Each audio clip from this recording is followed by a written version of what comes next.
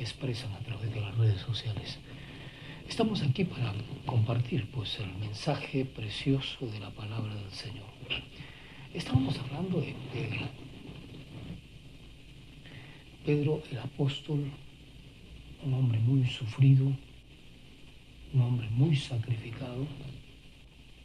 Después que Jesucristo partió, después que nuestro Señor Jesucristo tuvo que pagar con su vida para que nosotros tengamos vida eterna, Pedro le tocó la responsabilidad de anunciar y predicar la palabra, como también el apóstol Pablo. Pedro estaba en una situación bien compleja, no era fácil.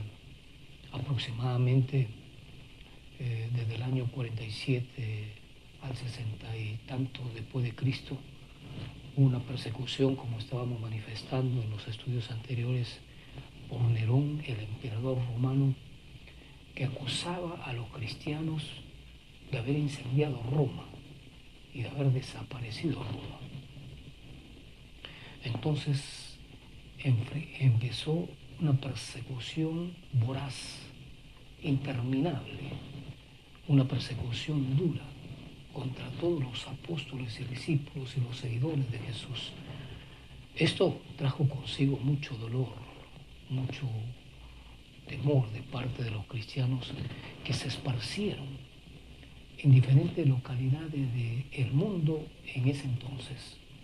El mundo completo era Asia, y es muy importante hacer un análisis que Asia es uno de los continentes más grandes y poblados de la Tierra, con aproximadamente 4.460 millones de kilómetros. Tiene alrededor de 4.757 millones de habitantes. Eso es lo que es Asia, ¿no? Pero aquí nos muestra Pablo en el capítulo 1, en el versículo 2, nos muestra en el versículo 1, que Pedro le está compartiendo a los expatriados de la dispersión de Ponto, Asia, Galacia, Capadocia, Asia y Bitinia. O sea, a todos los discípulos que se esparcieron, que fueron expatriados y que fueron dispersos en diferentes lugares en ese tiempo de Asia, ¿no? Vuelvo a repetir por qué hice hincapié que Asia tenía 4.460 millones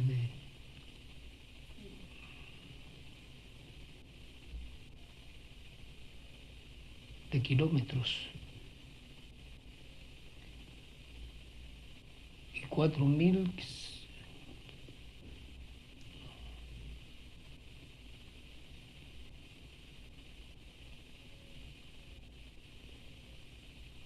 Bueno, ahí nos quedamos. Vamos a continuar para poder recordar un poco. Ahora, aquí nos muestra la palabra del Señor, la dispersión de Ponto. Hoy en la actualidad, eso es lo que es Turquía, ¿no? Está cerca del Mar Negro. Y Galacia también es una antigua región de Asia Menor, actualmente que también está en Turquía. Capadocia es un lugar turístico y región declarada Patrimonio de la Humanidad por la UNESCO. Es una región aislada de Turquía, está muy aparte de Turquía. Y Asia, que nos muestra aquí la palabra del Señor, y que estábamos hablando cuántos millones de habitantes tiene hoy, y Bitinia es el antiguo reino localizado al noroeste de Asia Menor y al suroeste del Mar Negro. O sea, todo ese tiempo, todos estos territorios pertenecían al mundo contemporáneo del tiempo de los discípulos, del tiempo de Pablo y Pedro.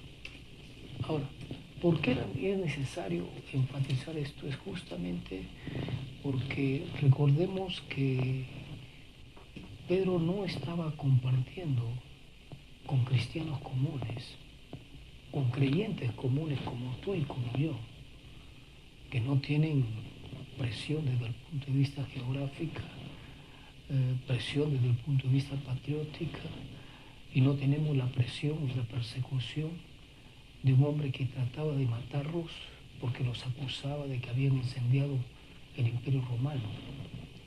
Entonces nosotros estamos en una posición diferente. Y Pedro está compartiendo justamente a esta iglesia que había sido perseguida, había sido maltratada, era perseguida. No solamente eso, sino que ellos habían pasado a ser esclavos del Imperio Romano. Y el esclavo no tiene voz ni voto, el esclavo no tiene autoridad, el esclavo obedece lo que le ordenan hacer.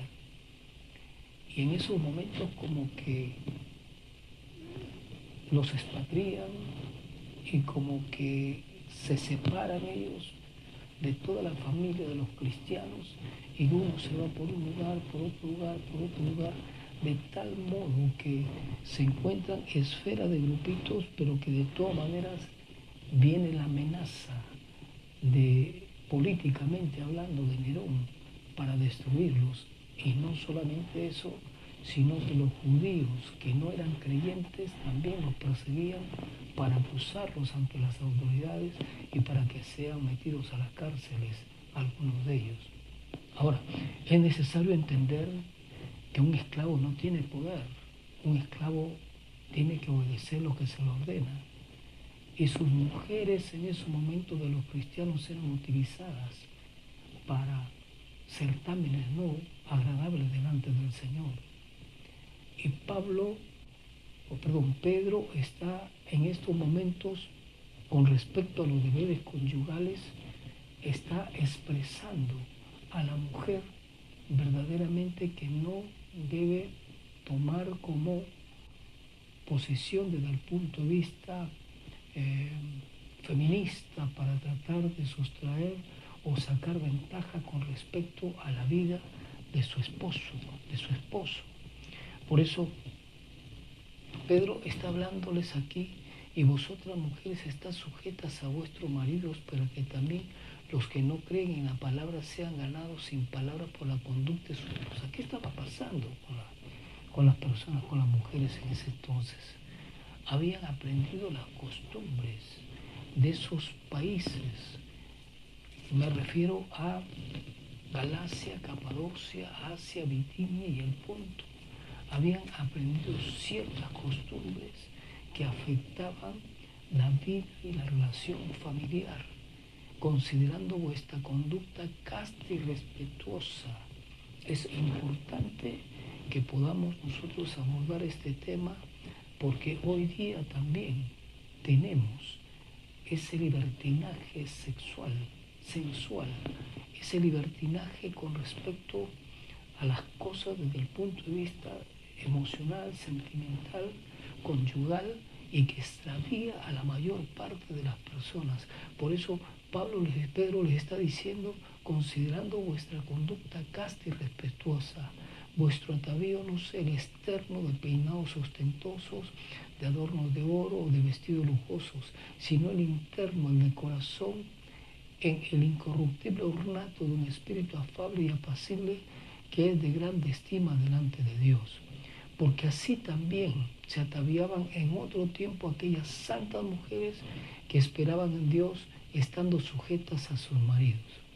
Como Sara obedecía a Abraham, llamándole Señor, de la cual vosotras habéis venido a ser hijas, si hacéis el bien, sin temer ninguna amenaza, sin temer ninguna amenaza. Entonces, Pablo está dándole una relación de normas a la mujer, de responsabilidades a la mujer,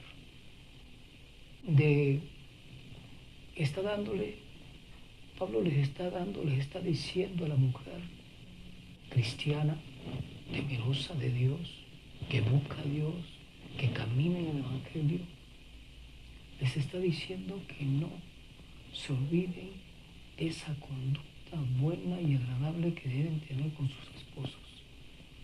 ¿Por qué Pablo está recomendando estos detalles a la mujer en esos momentos cristiana? ¿Sabe por qué? porque como habían sido dispersas, como habían sido expatriadas, ellas habían aprendido las costumbres de aquellos países, de aquellas ciudades, especialmente del mundo en aquel entonces, de todo Asia, que era pues un mar de gente, que era una cantidad de gente enorme.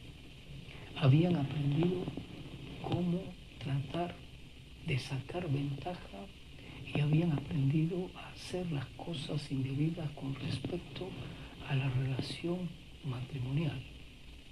Por eso Pablo les está dando una cantidad de normas, reglas que ellas deben tomar en cuenta, que no vamos a tratar en estos momentos, sino que lo he abordado para poder claramente manifestar lo que Pedro quiere decirles a los varones. ¿Cuál era la relación que tenía el varón con la mujer respecto a la voluntad suprema de Dios? Y en ese punto es que nosotros vamos a pararnos un momento para poder expresar lo que Dios tenía en estos momentos para Pedro, para el pueblo de Dios. Y le dice el versículo 7, y vosotros maridos igualmente vivid con ella sabiamente, dando honor a la mujer como a vaso más frágil y como acoheredera de la gracia de la vida, para que vuestras oraciones no tengan estorbo. Note por favor cuál es la exhortación que Pedro le da al varón, le da al marido, y cuál es la exhortación que Pedro le da a la mujer. Es interesante. Los consejos que Pedro le da a la dama cristiana están grabados en 6 versículos. Y el consejo que le da Pedro al varón está grabado en un versículo, pero con mucha esencia, con mucha fuerza, con mucha autoridad. Y vosotros, maridos, igualmente, vivid con ella sabiamente. La sabiduría no se logra a través del conocimiento de materias, porque usted puede conocer materias. La sabiduría es la habilidad, la destreza, la capacidad de poner por obra lo aprendido. Porque usted puede tener mucho conocimiento y no ser sabio. Usted puede saber que robar es un delito, sin embargo roba sistemáticamente, roba intelectualmente, roba moralmente, roba de una manera asolapada y escondidamente. Manda a otros que roben por usted y usted se lava las manos. Infunde lo demás que ellos hagan algo que no es conforme a la palabra y usted se limpia las manos. Entonces es muy importante entender este proceso que Dios nos llama a nosotros los varones y maridos, que nosotros debemos vivir con nuestras esposas sabiamente, o sea, con mucha delicadeza, con mucha capacidad para poder desarrollar nuestra actitud, nuestra actividad desde el punto de vista espiritual, emocional, sentimental, social, etcétera, etcétera. Nosotros tenemos esa responsabilidad de llevar a cabo una vida conforme a la voluntad perfecta de Dios. Por eso, cuando el Señor le está hablando a los hombres aquí a través de Pedro, y maridos igualmente vivir con ella sabiamente, se necesita mucha delicadeza, se necesita mucha destreza, se necesita poner nuestras emociones debajo de los sentimientos y debajo de los problemas que tenemos. y actuar mucho con la cabeza, con la inteligencia, con la capacidad, con la destreza, para no herir, para no afectar el corazón de la esposa. Por eso dice: vosotros, maridos, igualmente vivid con ella sabiamente, dando honor a la mujer como a su más frágil. O sea, cuidándola, protegiéndola, no afectando sus sentimientos y emociones. Por eso debemos comprender que Dios nos dice esto en su palabra, y como a coherederas de la gracia de la vida. Esta parte es una parte muy importante que tomemos en cuenta. Y como a coherederas de la gracia de la vida.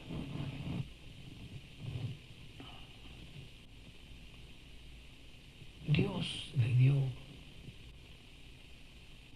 la gracia de la vida a las esposas, a la mujer. No se la otorgó al hombre, sino se la otorgó a la mujer, a la dama. Coherederas, o sea, copartícipes con la herencia que Dios te da. Copartícipes con la herencia que Dios ha otorgado para la familia, para el hogar, para el esposo.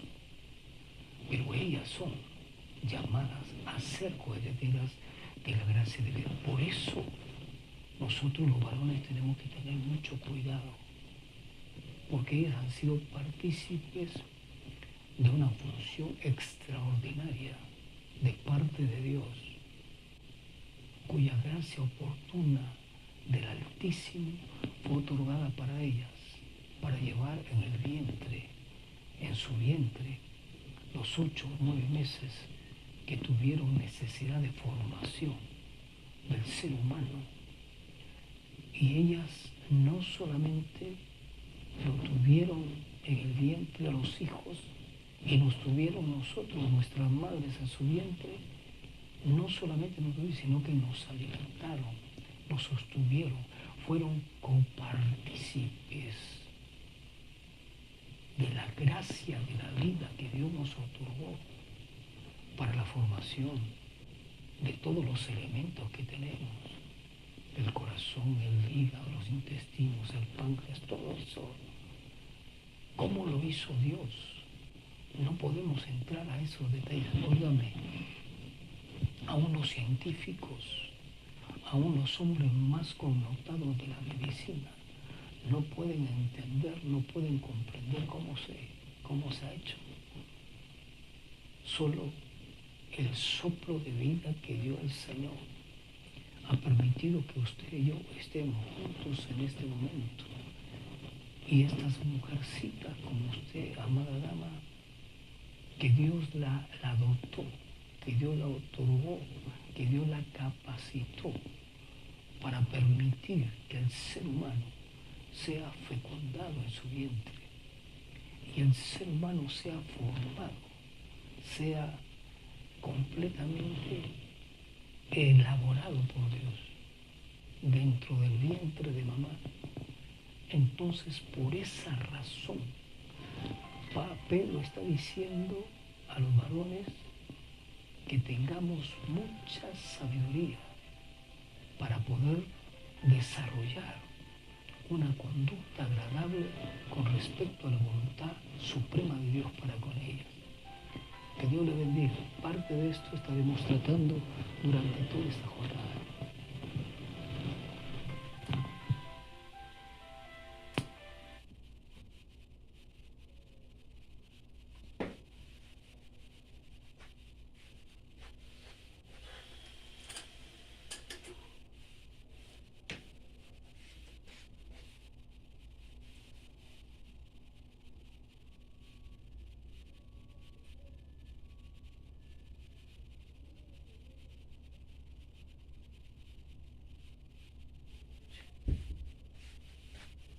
Uy.